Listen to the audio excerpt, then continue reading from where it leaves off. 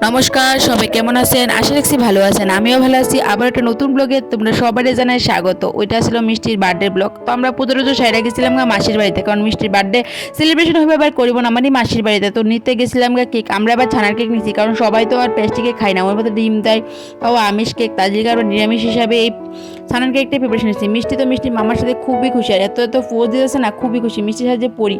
তো মিষ্টি এবার কইছিল যাতে বাটারফ্লাই ড্রেস পরবো। তো মিষ্টি এবার আস্তে আস্তে বড় হইতেছে, নিজের খুশিটা, নিজের মানে চয়েসটা আস্তে আস্তে করতেছে। আর আমি হচ্ছে আমার মেয়ে যা কয় তার চয়েস মতোই দেওয়ার।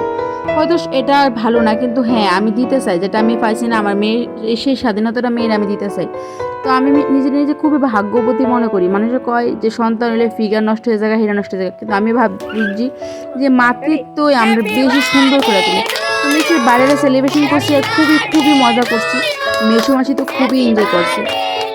ছোট্ট একটা ব্লগ তোমার লোকে শেয়ার করছি। এই ছোট্ট ব্লগে সব কিছু দেখা সম্ভব নয়, মানে সম্ভব হয়েছে না আমার, তবু যতটুকু পাচ্ছি দেখাচ্ছি। বড় যদি দেখতে চাও কমেন্ট করে নিশ্চয়ই দেখা, মামা ভিডিও করা আছে। তো খাওয়া দাওয়া আর কি।